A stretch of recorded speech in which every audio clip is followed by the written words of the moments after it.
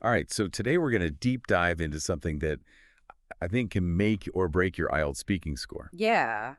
And it's how to deal with hypothetical Oh, situations. yeah, the dreaded what The ifs. what ifs, right? Yeah. And like, we're not just talking about like basic grammar here. Right. This is all about practical strategies. Mm-hmm. Like, how do you actually use nuanced language Yeah, to, impress those to examiners? really show off what you can do. Right, exactly. Mm. So to help us with this deep dive, we're going to be looking at this great article from IELTS Buddy called Talking About Hypothetical Situations in IELTS Speaking. Okay, great. Um, so, you know, it's interesting how much emphasis is placed on these hypothetical situations. Yeah, like why do you think that is? Well, I guess it's not just testing you on, can you conjugate a verb correctly or whatever, Right. but it's like, can you think on your feet? Yeah, Can you express yourself? in different Like situations. real life stuff. Yeah, exactly. Because, like in real life, we don't walk around just giving like perfect grammar examples all the time. No, we don't. It's a lot more fluid than that. Totally. Yeah. Mhm. So where do we usually find these hypothetical situations in the speaking test? Well, I think you'll definitely see them in part two. You know, when you get that cue card Oh, yeah. and you have to talk about a specific topic for a couple of minutes. Right. And actually, the IELTS Buddy article has some good examples of the types of cue cards that you might get. Oh, perfect. So can you give us some like specific examples? Sure, like one might be, describe a job you would like to have, Oh, okay. or describe a place you'd like to visit. Right. So these aren't things that we're actually doing right now, Right. but things we're imagining or like thinking about. Yeah, exactly. And the article emphasizes that the language we use for this has to reflect that, Oh, interesting. that sense of possibility or imagination. Right. Yeah. It's like we're setting the scene. Yeah. So that's where conditional type 2 comes in. Yes, exactly. The article mentions that. Okay. So can you break that down for us? Sure. So conditional type 2, it's all about those if clauses. Right. That set up like an unreal scenario, Okay. something that's imagined. Right. Like, what if this happened? So give us an example. Sure. So, like, if I won the lottery, Huh. I would travel the world. Okay. I see. Do you notice how we use the past symbol of their one? Yeah. Even though we're talking about something in the future? Yeah, that's interesting. It's a bit counterintuitive, isn't it? It is. Yeah. But that's like the secret code Uh-huh. to show that we're talking about something hypothetical. Right. It's a really subtle but important distinction that the examiners will be listening for. So it's not just about throwing in a would here and there. No. It's about using the whole structure correctly. Right. It's about the grammar supporting the idea. Yeah, like painting that picture of what if. Exactly. And the IELTS Buddy article, they give us a sample answer Oh, cool. to illustrate this. Okay. For the prompt, describe an interesting job you would like to have. Okay, great. Let's take a look at that. Okay, so the sample answer uses a mix of tenses. It's not just would all the time.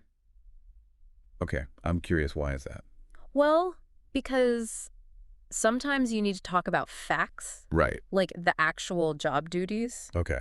but other times you're expressing your hopes and dreams. Uh-huh. So you need that would to make it hypothetical. Okay, that makes sense. Like in the example, Yeah. the person starts by saying, if I could choose any job, Okay, it would be a software engineer. got it. So that sets up the whole, what if scenario. Right. But then they go on to describe what software engineers actually do. And for that, they use the present simple tense, Yeah. just for those factual details. Okay, so it's like a balance Full between concept. the would and the, real world stuff. Yes, you've got it. Okay, that's a good tip. And you know what else I like about that model answer? What's that? It's not just dry facts and verbs. Right. They actually put some personality into it. Oh, yeah. Like they say, I would love to be constantly learning Yeah. and solving new problems. Right. It's not just I would write code. It makes it more human. Exactly. It shows the examiner that you're not just a robot. Totally. You're a real person with passions. And that you're actually interested in the job. Right, because let's be honest, who actually wants to just write code all day? Yeah, exactly. It's about the bigger picture. That's But we've talked about one example, Yeah. but the article gives us a couple more hypothetical cue cards to practice with. Oh, perfect. Let's hear them. Okay, so one of them is describe a beautiful place in your country that you would like to visit. Okay. And then it says, who would you go with? Yeah. And when would you go? I like this one. Yeah, me too. It's like planning a dream trip. Yeah. And notice all those woulds. Yeah. They really emphasize that it's hypothetical. Right. It's not a place you've been. Exactly. It's a place you long to see. I love that. So how would we answer this one? Well, instead of just listing sites, Yeah. we could use would to explain why we chose those places. I like that. Like, I would choose to visit the Scottish Highlands Okay. because I would love to experience the rugged beauty and solitude of the mountains. I like that. It's giving a reason. Yeah, it's personal. Exactly. And then you could even add in some sensory details. Oh, yeah. Like I would hike through the valleys. I would listen to the sound of the wind. Nice. Really paint a picture. Yeah, even though you've never actually been there. It's the power of imagination. Absolutely. Okay, so the other hypothetical cue card. Yeah. This one is all about our dream house. Oh, fun. It says, describe a house you would like to buy in the future. Ooh, okay. So it asks, what kind of house would it be? Uh-huh. Where would it be located? And who would you live there with? It's like a glimpse into our ideal life. Totally. And think about all the woods we could use. Right. It would have a spacious kitchen.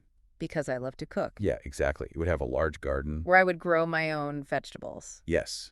And I would invite friends over for barbecues. On the patio. Like you're really describing a lifestyle. Yes. It's more than just bricks and mortar. Right. But how do we make it more than just listing features? Oh, that's a good question. Like how do we add depth? Well, I think it goes back to what we said before. Okay. About those personal touches. Okay. Connect the features to your values or your experiences. Right. Like maybe you would want a cozy fireplace because you love spending evenings reading by the fire. I love that. Or you would choose a location near the ocean. Okay. Because you've always dreamed of living by the sea. Those details make it unique. Yeah. And they give the examiner a sense of who you are. Not just your grammar skills. Exactly. It's about showing your personality. Okay, so we've covered a lot of ground here. We have. We've looked at examples and discussed how to use would effectively. But how do we know we're not overusing it? Oh, that's a good point. Or using it incorrectly? Yeah, like where's the line? Right. Yeah, it's about finding the right balance, I guess. Yeah. Remember, would is best when you're talking about desires or possibilities or like imagining actions. Okay. But if you're just stating facts, then you need to use a different tense. So it's like a dance. It is kind of like a dance. Between the would and the other tenses. Yeah, and like any dance, it takes practice. Right. The more you practice, the better you get at it. Exactly. And here's a bonus tip. Okay, I'm listening. Don't be afraid to have fun with it. Oh, yeah. These hypothetical situations, they're your chance to let your imagination run wild. It's like storytelling almost. It is kind of like storytelling, Yeah. So it's not just about memorizing grammar rules. Right. It's about using them to express yourself. And you know what's interesting? With that. This whole idea of hypothetical situations, it's not just for IELTS. Really? We use this stuff in real life all the time. Oh, I'd love to hear some examples. Okay, well, think about when you say things like, if I had more free time, I would learn a new language. I do that all the time. Or if I could travel anywhere, Yeah. I would go to Japan. I've said that one too. See, we're always imagining different possibilities. Right. And using would to talk about them. So it's like we're practicing for IELTS without even realizing it. Exactly. And the more comfortable you are with this kind of language, the better you'll be able to communicate. In any situation. Oh, yeah. Like imagine you're at a job interview. Oh, yeah. And they ask, where do you see yourself in 5 years? That's a classic. It is. They're checking if you can think ahead. And if you have goals? Exactly. Or even just casual conversations. Right. Like planning something with friends. Right. What if we tried that new restaurant this weekend? Yeah, it's all hypothetical. It is. We're exploring options. So this skill is useful way beyond the test. Absolutely. So for our listeners who are prepping for IELTS, Yeah. what's the key takeaway for those hypothetical questions? I'd say practice, practice, practice. Of course. Find sample prompts online or in books. And try answering them out loud. Yeah. Record yourself. Wow. Listen back and see what you can improve. Good advice. And don't be afraid to play around with different ways of using would. Experiment a bit. Exactly. The more you experiment, the more confident you'll become. Okay. So it's not just about getting the grammar perfect. No. It's about expressing your ideas clearly and engagingly. And letting your personality shine through. Absolutely. Yeah. The examiners want to see you can handle the language, but they also want to see who you are. As a person. Right. So to wrap things up, Yeah. we've looked at the power of this hypothetical language, In IELTS and in real life? and we've seen examples from the IELTS Buddy article, Absolutely. talked about using would effectively, Yeah. and really stressed the importance of practice and personality. That's it. So here's a final thought for our listeners as you continue your IELTS journey. Okay. Fire away.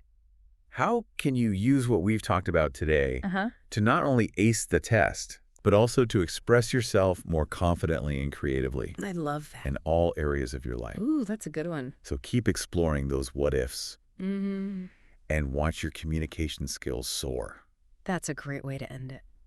Thanks for joining us on this deep dive. It was my pleasure.